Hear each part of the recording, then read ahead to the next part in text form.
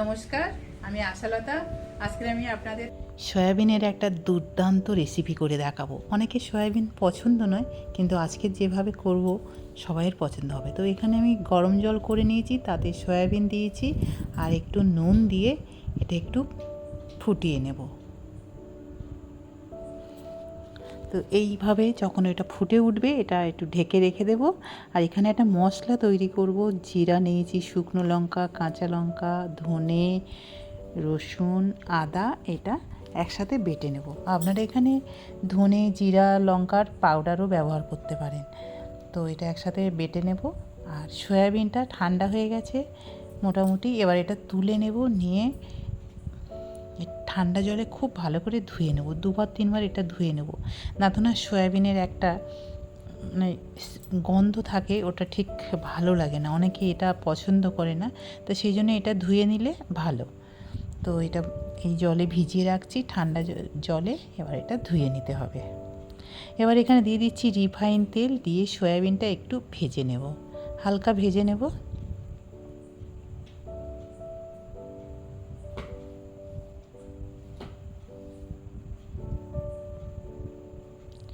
এর মধ্যে দিয়ে দিচ্ছি একটু নুন আর একটু হলুদ পাউডার।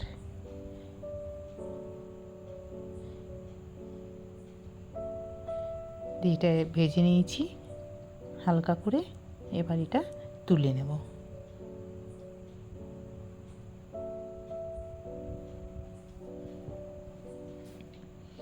এবার এই তেলের মধ্যে আলু নিয়েছি, এখানে আমি 2টো আলু নিয়েছি, একটু বড় বড় করে কেটে এটা একটু ভেজে নেব। তো এর মধ্যে দিয়ে দিচ্ছি নুন আর একটু হলুদ পাউডার, দিয়ে হালকা এটা ভেজে নেব।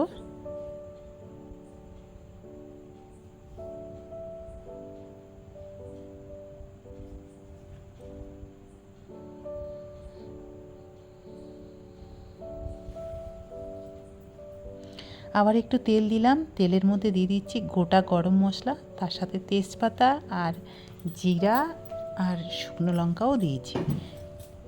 15-20 সেকেন্ড ভাজার পরে এর মধ্যে দিয়ে দিচ্ছি পেঁয়াজ। এখানে আমি 2টো পেঁয়াজ নিয়েছি বড় সাইজের, ছোট ছোট করে কেটে, এটাও দিয়ে দিলাম।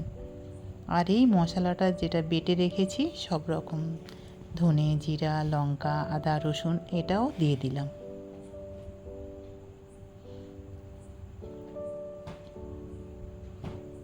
দিয়ে হালকা করে ভেজে নিয়ে এবারে দিয়ে দিচ্ছি হলুদ পাউডার আর একটু কাশ্মীরি চিলি পাউডার। এটা দিলে কালারটা খুব সুন্দর হবে, তবে ঝাল হবে না।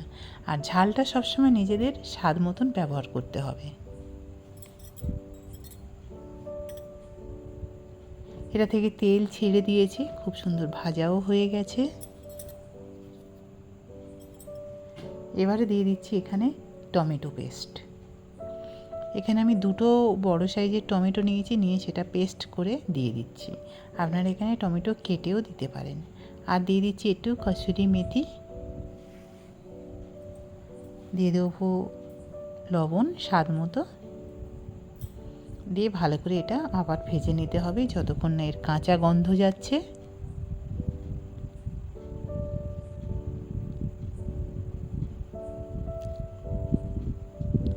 তো এখান থেকেও দেখছেন তেলও ছেড়ে দিয়েছে, কাঁচা গন্ধও চলে গেছে। এবার আমি দিয়ে দিচ্ছি এখানে 2 চামচের মতন টক দই। টক দই দিয়ে আবার একটু গ্যাসটা স্লো রেখে এটা একটু কষে নিতে হবে যতক্ষণ এর থেকে তেল ছাড়ছে।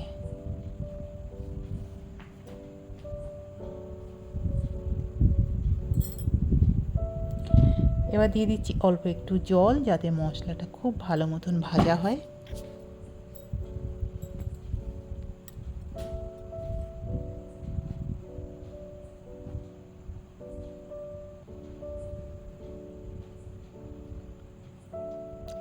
এবারে এই ভাজা আলুটা আবার এই মশলার সাথে একটু ভেজে নেব।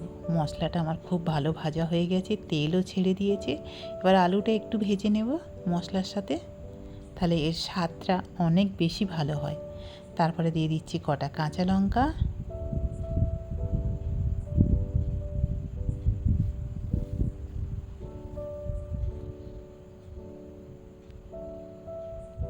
এবারে ভেজে রাখা সয়াবিনটাও দিয়ে দিলাম, দিয়ে মশলার সাথে একটু মিশিয়ে নেব। এটা বেশি ভাজার দরকার নেই।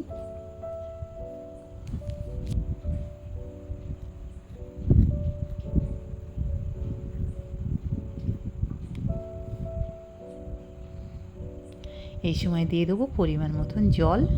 এটা একটু মাখা মাখা হবে, তো জল খুব বেশি এখানে দেওয়ার দরকার নেই, কেননা প্রেসার কুকারে বেশি জল শুকাবে না। এবার এটা প্রেসার কুকারটা বন্ধ করে তারপরে 2 থেকে 3টে সিটি মেরে নেব। তো 2-3টে সিটি মারা হয়ে গেছে। এবারে দেখুন ঠান্ডা হয়ে যাওয়ার পরে এটা দেখতে পাচ্ছেন কত সুন্দর হয়ে গেছে। আলুগুলো খুব সুন্দর সিদ্ধ হয়েছে।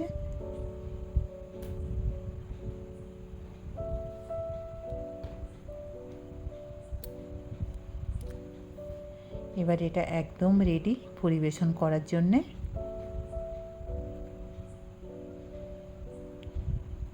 এবার এটা আপনারা ভাত, রুটি, লুচি, পরোটা যার সাথেই পরিবেশন করবেন, অসাধারণ খেতে। কেমন লেগেছে জানাবেন। আমার এই রেসিপিটা যদি আপনাদের ভালো লাগে তাহলে লাইক করবেন, শেয়ার করবেন, সাবস্ক্রাইব করবেন আর আমার বেল আইকনে ক্লিক করবেন, তাহলে নতুন নতুন ভিডিওর সাথে আপনারা আপডেট থাকতে পারবেন। নমস্কার।